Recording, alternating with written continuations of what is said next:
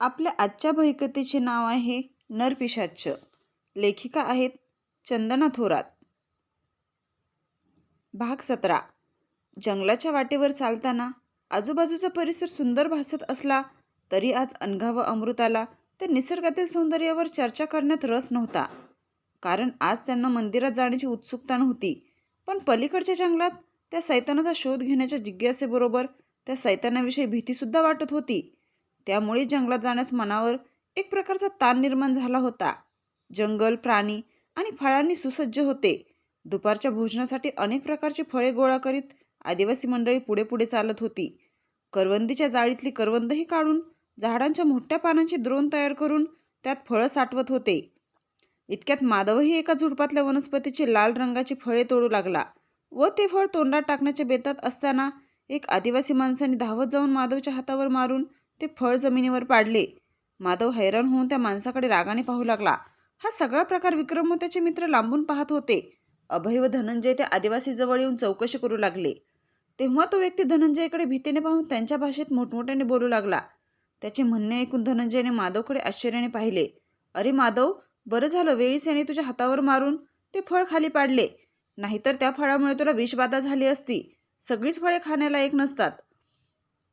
धनंजय माधवकडे पाहत काळजीने म्हणाला, माझं जरा चुकलंच. जंगलात या अशाही विषारी वनस्पती आहेत हे माहिती नसताना न विचारता कोणतेही फळ खाणे हानिकारक आहे. तुम्ही सगळे मला माफ करा. माफी कसली मागतोस? तुला जर आज काही झालं असतं तर आम्ही काय करायचं होतं? असा लग्न व्हायच्या आधीच गचकलास तर वैवाहिक आयुष्यात बायको किती छळते हे कसे कळणार याला? काय कृष्णा, बरोबर ना? अभय अमृताकडे इशारा करत कृष्णाला म्हणाला. अमृता अभयकडे रागाने पाहत, तुला फक्त एवढंच येतं. माधव भाऊजींच्या जीवावर बेतले होते याचं काहीच नाही. सगळ्याच गोष्टी अशा हसण्यावर न्यायच्या नसतात, कधीतरी सिरियस हो. चला, अमृता अभयचा क्लास घेत आहे. शेवटी बहीण माझीच आहे. अभय, मित्राच्या जीवन मरणाचा प्रश्न असताना लग्नाचा व बायकोचा विषय काढून त्याची अशी चेष्टा करतोस? अमृता, चांगलेच कान धरून माफी मागायला सांग अभयला, कृष्णा गमतीने म्हणाला. कृष्णा दादा, आता तू पण नकोस ना छळूस. मला माहीत आहे तू मुद्दाम बोलत आहेस. तू सुद्धा अभयचाच मित्र शेवटी. मी नाही बोलणार, जा आता तुमच्याबरोबर. अमृता अनघाबरोबर आपले सामान सावरत पुढे चालू लागली. बरं, चुकलं माझं. पण खरं तर सकाळपासून कोणीच काही बोलत नव्हते. तुमच्या अशा शांत राहून चालण्यामुळे आज रस्ता सुद्धा संपेना झाला आहे. काल या आजूबाजूच्या परिसराच्या सुंदरतेवर केवढे सुंदर काव्यरचना केली होतीस तुम्ही दोघींनी, आणि आज का ग एवढे शांत आहात? अनघा वहिनी, तुम्ही तरी काही बोला ना. चालता चालता कृष्णा मध्येच मागे अनघाकडे वळून म्हणाला. आज मनाची एकाग्रता होत नाही. बेचैन वाटत आहे. आज पाड्यातील महिला सोबत नाहीत. कालचा सगळ्यांसोबतचा घालवलेला क्षणाचा आनंद अप्रतिम होता, परंतु आजच्या प्रवासात मन भकास वाटत आहे. चालताना पावडे जड होत आहेत. एकाकी वाटत आहे. अनघा आपल्या हातातली जड बॅग सावरत विक्रमकडे पाहून म्हणाली. जर जेद्दाने आपल्याला जंगलात जाण्याची परवानगी व मदत दिली असती तर गोष्ट वेगळी असती, परंतु जिंबा देखील आपल्याला मदत करण्यासाठी वडिलांना धोका देऊन आला आहे. कुठेतरी काही चुकीचे घडत आहे ना? एक ना अनेक प्रश्न डोक्यात येत आहेत. मग कसं काय काव्यरचना व गप्पा मारायला सुचतील? अमृताने अनघाच्या बोलण्याला दुजोरा दिला. पण आता आपण एकत्र आहोत, मग तुम्ही दोघी कसली चिंता करू नका. तशीच वेळ आली तर सैतानाशी सामना करायला पहिलवान कृष्णा आणि जिंबा आहेत ना. मदतीसाठी जिंबाचे सशस्त्र सहकारी पण आहेत. मग काळजी कसली? बरोबर ना जिंबा? विक्रम आत्मविश्वासाने जिंबाच्या खांद्यावर प्रेमाने थोपटत म्हणाला. खरे तर जिंबाला या सगळ्यांचे म्हणणे समजले नव्हते, परंतु आपला मित्र काहीतरी विचारत आहे म्हणजे ते बरोबरच असणार या विश्वासाने जिंबा देखील विक्रमकडे हसून होकारार्थी मान हलवू लागला. दुतर्फा वाढलेल्या झुडपांच्या फांद्यांना बाजूला हटवत मार्ग काढत जिंबा पुढे चालत होता. वेळेचे भान न राहता सगळे कधीच रानवाटं संपून मंदिराच्या जवळ आले होते. त्या विशाल दगडाच्या समोर आजही काल वाहिलेल्या फुलांचा सडा आता सुकलेल्या अवस्थेत होता. शेजारी अर्पण केलेल्या फळांचा व प्रसादाच्या भोवती लाल काळ्या मुंग्यांनी आपली हजेरी लावली होती. तसेच रानपाखरही बाजूने भिरभिरत होती. रंगीत फुलावर बागडत भुंगे फुलपाखरे मध गोळा करण्यात गुंतले होते. सारा परिसर रानफुलांच्या सुवासाने दरवळत होता. सूर्याच्या गरम किरणांनी अंगाची लाहीलाही होत होती. परंतु जसे डेरेदार वृक्षाखाली असणाऱ्या त्या विशालकाय दगडासमोर येताच गार हवेची झुळूक अंगाला स्पर्शून गेली. प्रसन्न वातावरणात आल्यामुळे मन शांत व टवटवीत झाले. नदीच्या थंड पाण्याने हातपाय धुवून सगळे स्वच्छ झाले. आजूबाजूच्या झाडांची फुले व जंगलातून गोळा केलेल्या निरनिराळ्या 5-6 प्रकारच्या फळांचा नैवेद्य त्या दगडरूपी देवतेला दाखवून सगळ्यांनी नमस्कार केला. अमृता व अनघाने वेगवेगळ्या फळांना एकत्र करून ती फळं पानांच्या पत्रावळीतून प्रत्येकाला खाण्याकरता दिली. जिंबा व त्याच्या आदिवासी मित्रांनी झोपडीतून निघताना सोबत काही कंदमुळेही आणली होती. ती सुद्धा सगळ्यांनी मिळून खाल्ली. आता थोडा वेळ सगळ्यांनी आराम करायचं ठरवले, कारण आज त्या पलीकडच्या जंगलात पोहोचल्यावर त्या सैतानाशी सामना कधी होईल याची कल्पना नव्हती. जर त्या सैतानाशी सामना करायची वेळ आली तर दिवसा जीवाला धोका कमी होतो, पण रात्री त्या सैतानाची ताकद अफाट असणार. रात्री संरक्षणासाठी जागरण करावे लागणार. त्यामुळे दिवसभर चालून थकलेले सगळे आता निवांत झाडाच्या सावलीत झोपी गेले. नरपिशाचाच्या सैतानी हल्ल्यापासून पाड्यातील लोकांच्या रक्षणाकरिता जी मंदिराची सीमा आखण्यात आली होती, ती आज ओलांडून त्या सैतानाच्या शोधात पलीकडच्या जंगलात त्याच्या हद्दीत जाण्याविषयी कुतूहल प्रत्येकाच्या मनात होते. सगळ्यांनी त्या पाषाणरूपी देवाला मनोभावे वंदन केले. पुढील प्रवासाला सुरुवात करणार इतक्यात जिंबाने धनंजयला एक अट घातली. प्रवासाला सुरुवात करण्यापूर्वी मला काही सांगायचे आहे. तुम्हाला जंगलात आणण्याचा निर्णय माझा होता. मी या पाड्यातील सरदाराचा मुलगा आहे, त्यामुळे नेतृत्व करण्यासाठी सर्वात पुढे मी व माझे काही साथीदार चालणार. त्यांच्या मागे तुम्ही सर्वजण चालायचे. तुमच्या मागे उरलेले बाकीचे साथीदार चालणार. तुमच्या संरक्षणाची जबाबदारी माझी आहे. तुम्हाला मंजूर असेल तरच आपण प्रवास सुरू करूया. प्रोफेसर धनंजयने जिंबाची अट सांगताच विक्रमने जिंबाच्या खांद्यावर प्रेमाने थोपटले. मंजूर आहे आम्हाला. किती काळजी घेशील मित्रा. जिंबा, तुझ्यासारखा मित्र मला लाभला हे माझं नशीब. विक्रमचे बोलणे काही समजले नाही, तरीही विक्रमच्या डोळ्यात मैत्रीचे भाव स्पष्ट दिसत होते. जिंबाने अभिमानाने विक्रमकडे पाहिले. विक्रम व त्याच्या साथीदारांना सुरक्षा देत जिंबा त्याच्या पुढे व मागे बाकी आदिवासी मंडळी चालत होते. सुनसान वाटेवर चालताना प्रत्येकाच्या पायाखाली झाडांच्या सुकलेल्या पानांचा आवाज जंगलातील शांततेचा भंग करीत होता. जंगलातील काही भाग मोठमोठ्या दगडांनी व्यापला होता, त्यामुळे त्या दगडातून वाट काढत सगळे चालले होते. कुठे उंच तर कुठे सकल भाग असल्याने अनघा व अमृताला रस्ता ओलांडताना दुसऱ्या व्यक्तीच्या मदतीची गरज भासत होती. बरेच रस्ते पार केल्यावर जंगलाचा काही भाग छोट्या छोट्या हिरव्यागार गवतांनी आच्छादलेला होता, तर काही ठिकाणी सुकलेले माळरान होते. बरेच पुढे आल्यावर कमरे इतके वाढलेले जंगली गवत होते. ते वाऱ्याने हल्ले तरी सगळ्यांच्या नजरा तिकडेच लागे, कारण एखादी जंगली श्वापद दबा धरून बसले असेल व ते अचानक जवळ येऊन हल्ला केला तर जीवावर बेतेल याची भीती प्रत्येकाच्या मनात होती. सगळे आता घनदाट अरण्यात पोहोचले होते. मानवजातीची नामोनिशाण तिथे नव्हते, परंतु बिनधास्त मोकाट फिरणारे वन्य प्राणी पाहायला मिळत होते.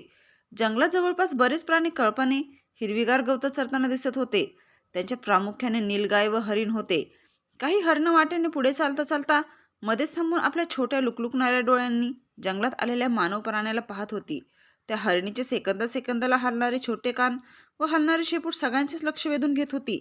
अभयने गळ्यातील कॅमेऱ्यात फोटो काढण्यासाठी डोळ्यासमोर धरला. फोटो काढता काढता अचानक दुरून कुठून तरी वाघाच्या डरकाळीचा आवाज कानावर आला. तसे त्या आवाजाबरोबर तो हरणाचा कळप लांब लांब उड्या मारीत जंगलात दिसेनासा झाला. झाडावरील पक्ष्यांचा थवा उंच उंच आकाशात उडून गेला. अभयने शूटिंग थांबवले. अरे रे, वाघाची डरकाळी होती ना ती.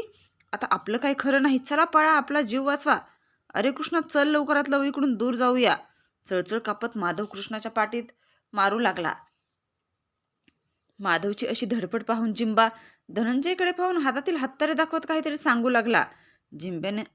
जिंबाने हत्यार दाखवताच त्याच्या सहकार्याने सुद्धा त्यांच्या भाषेत काहीतरी बोलून आपली हत्यारे दाखवलीत. धनंजय सुद्धा हसत माधवकडे पाहून म्हणाला, माधव शांत हो, घाबरू नकोस. वाघ आपल्यापासून खूप दूर आहे. तो हल्ला करणार नाही. शिकारीच्या वेळी वाघ पावलांचा देखील आवाज करीत नाही. मग तो आता डरकाळी कशी फोडेल? ओरडणारे जनावर प्रत्येक वेळी भुकेनेच ओरडत असे नाही. आणि तशी वेळ आलीच तर आपल्याबरोबर या वाघांचा सामना करणारी ही पाड्यातील शूर मंडळी आहेतच ना. जिंबा व त्याचे साथीदार हे सांगत आहे. आपल्याला हे जंगल आहे इथे असे घाबरवून टाकणारे आवाज क्षणोक्षणी येतच असतात. प्रोफेसर धनंजय सगळ्यांचे समाधान करीत म्हणाला, बरोबर, आम्ही महिला असून घाबरत नाही. आणि हा किती घाबरतो? तुला या जिंबाच्या व पाड्यातील लोकांच्या ताकदीवर विश्वास नाही का? अमृता माधवला म्हणाली.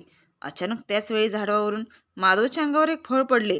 तसे माधवने अंग काढून जोरात किंकाळी फोडली. त्याच्या अशा घाबरून ओरडण्याने सगळेच पोट धरून हसू लागले. थोडा वेळ सगळीकडे शांतता पसरल्यावर पुन्हा वातावरण परत होते तसे साधारण झाले. पुन्हा प्राण्यांचे पक्ष्यांचे आवाज ऐकू येऊ लागले. जंगलात प्रवास करताना विविध रंगाचे पक्षी पाहायला मिळत होते. त्याचबरोबर पक्ष्यांच्या मंजूळ आवाजाने कान तृप्त होत होते. मध्येच दुरून कुठेतरी मोराच्या केकटण्याचा आवाजही येत होता. एक मोठ्या झाडाच्या फांद्यावरून 10-12 माकडे वर खाली करत दात विचकत होती. जंगलात या मानव प्राण्याला पाहून मोठ्याने आवाज काढून तोंड वेडीवाकडी करत ही माकडे भीती दाखवत होती. तरीही अभय त्या माकडांना खायला केळी देत होता. इतर माकडेही खाण्याकरिता भरभर झाडावरून खाली येऊ लागली. तसे एकाच वेळी एवढी एकत्र येणारी माकडे पाहून अभयने केळी जमिनीवर टाकून तिथून पळ काढला. त्याच्या मागोमाग घाबरून सगळेजण आपले सामान व हातारे सांभाळत भराभर पुढे निघून आले.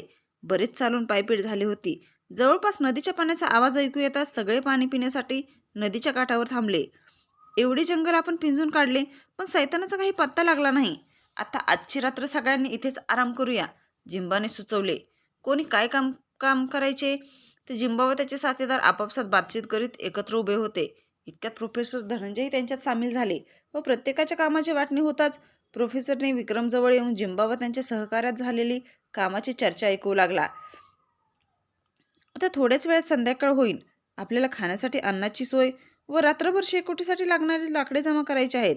जिंबाने 2 साथीदारांना नदीतील मासे पकडण्यासाठी पाठवले आहे. काही जण जमिनीत असलेली कंदमुळे शोधतील. विक्रम व कृष्णा, तुम्ही शेकोटीसाठी लाकूड फोटा गोळा करा. कोणीही नदीपासून दूर जाऊ नका. आज रात्री इथे मुक्काम करावा लागेल, प्रोफेसर धनंजयने सर्वांना सांगितले. धनंजयने सांगितल्याप्रमाणे विक्रम आणि कृष्णाने खूप सारी सुकलेली लाकडे आणून दिली. अभय आणि राहुलने आदिवासी मित्रांच्या सहाय्याने लाकडे व्यवस्थित लावून शेकोटी पेटवली. अनघा व अमृताने जंगलातून पायवाटेने येताना गोळा केलेली फळं नदीच्या पाण्याने धुवून साफ करून घेतली.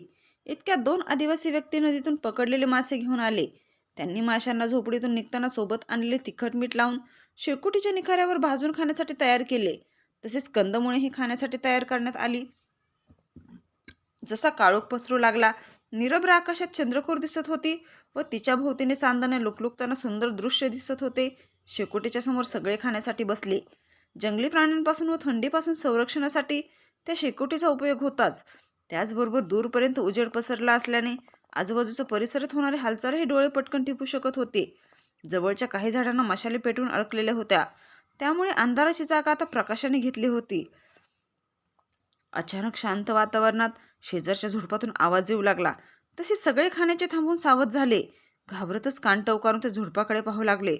जिंबा व त्याचे साथीदार हत्यारे घेऊन शिकारीचा पवित्रा घेऊनच उभे होते. सगळे लक्ष त्या झुडपाकडे लागले होते. थोडा वेळ शांतता पसरली. अचानक एक राखाडी रंगाचा रानटी ससा त्या झुडपातून उडी मारून बाहेर आला. लाल भडक डोळ्यांनी आजूबाजूला असलेल्या एवढ्या लोकांना पाहून तो पुन्हा उड्या मारत क्षणार्धात त्या झुडपात नजरेआड झाला. आपला त्या सशाने चांगलाच पचका केला हे पाहून सगळेच एकमेकांकडे पाहून हसू लागले. पुन्हा सगळे खाता खात गप्पा मारण्यात व्यस्त झाले. सगळ्यांचं खाऊन होता जिंबाने सूचना दिल्या. जो तो व्यक्ती आपल्याप्रमाणे आपापल्या जागेवर जाऊन रात्रीची गस्त घालू लागला. आळीपाळीने गस्त घालायची व इतरांना झोप द्यायची असे सांगून जिंबा सुद्धा धनंजयबरोबर गप्पा मारत बसला.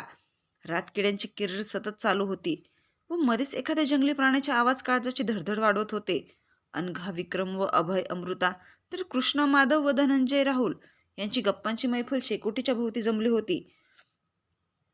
शेकोटीच्या धगधगत्या अग्नीचा लाल भडक प्रकाश प्रत्येकाच्या चेहऱ्यावर दिसत होता. गप्पा मारत बसलेले आपल्याच नादात होते. जिंबा मात्र यांचे बोलणे समजत नसल्याने फक्त या सगळ्यांचे निरीक्षण करत बसला होता. परंतु मध्ये जिंबाचे लक्ष आजूबाजूला होणाऱ्या बारीक सारीक आवाजाकडे व छोट्या छोट्या प्राण्यांच्या हालचालीकडेही होते. काळ्या कुट्ट अंधारातून एक कोल्हा मानव शरीराच्या वासाने सावध पावले टाकत आपल्या शिकारीसाठी आला. शेकोटीच्या भोवती बेसावत बसलेल्या माणसांना पाहून गप्पात रंगलेल्या प्रत्येकावर नजर रोखून जिबळ्या चाटीत शिकारी करता त्याने झुडपातून राहुलच्या दिशेने झेप घेतली होती. इतक्यात अंधारातही कोल्ह्याची चावल लागलेला सावधता बाळगून चाणाक्ष जिंबाने तात्काळ आपल्या धनुष्याच्या तीराने त्या कोल्ह्याला घायाळ केले. जिंबाने बाण एवढ्या कौशल्याने मारला होता की निशाणा त्या कोल्ह्याच्या जिव्हारी बसला होता. त्या बाणाच्या टोकाला विषारी लेप असल्याने तो कोल्हा जीभ तोंडाबाहेर काढून शेवटचा घटका मोजत धापा टाकीत होता.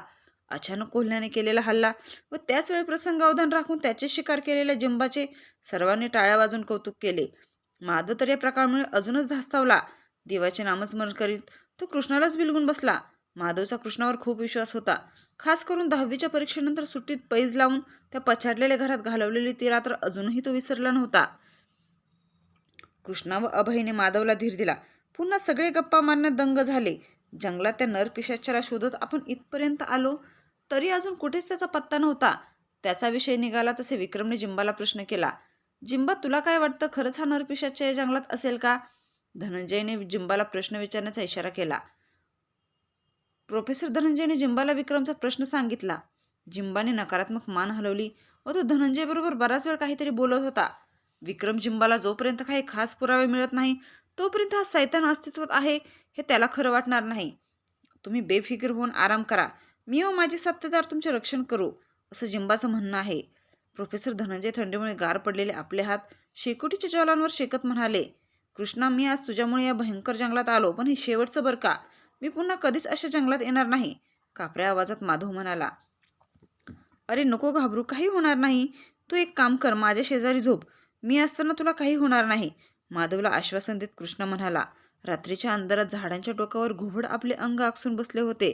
माधवची त्याच्याकडे नजर जाताच ते घुबड मान तिरकी करीत मध्येच गोल गोल फिरून आपल्या मोठ्या गडद नारंगी रंगाच्या डोळ्यांनी टक लावून आपल्यालाच भीती दाखवत आहे असे माधवला भासत होते. डोळे मिटून माधव कृष्णाकडे कुशी करून झोपला. दिवसभराच्या पायपोटीमुळे सगळे जमले होते. शेकोटीच्या जवळच अनघा आणि अमृतासाठी झोपण्याची सोय केली होती. पहारा देण्यासाठी काही जण आजूबाजूला उभे होते. काही जण झाडावर चढून पहारा देत होते. काही आळीपाळीने आराम करीत होते. जिंबा मात्र जातीने पाळत ठेवून होता. जसे जसे रात्र वाढत होती तशी हवेतला गारवा वाढू लागला.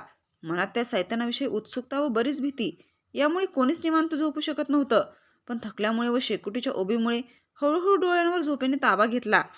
जशी रात्र होऊ लागली तशी शेकोटीची आग कमी झाली होती व थंडी प्रकर्षाने जाणवू लागली. त्यामुळे जे झोपले होते त्यांची झोप चाळवली. मध्यरात्र उलटून गेली होती आणि अचानक एक भयानक कर्कश गर्जना ऐकू आली. ती गर्जना जवळून आली होती. आवाज एवढा भयानक होता की अर्धवट झोपेत असणारे भीतीने पूर्णपणे जागे झाले. हा कसला आवाज होता? कोणी हिंस्र जनावर आहे वाटते, विक्रम इकडे तिकडे नजर फिरवत म्हणाला. जिंबा व त्याचे साथीदार ती गर्जना ऐकता सज्ज झाले. आपली आपली शस्त्रे चाचपडत एकीकडून दुसरीकडे पुन्हा फेऱ्या मारू लागले. ते आपापसात मोठमोठ्याने बोलत होते. त्यांच्या मोठमोठ्याने बोलण्यामुळे त्यांच्या आवाजातील भीती स्पष्ट दिसत होती. सगळ्यांना सावध करण्यासाठी जिंबाने धनंजयला सूचना केली. धनंजयने वेळेचं भान ठेवून सगळ्यांना सावध करू लागला.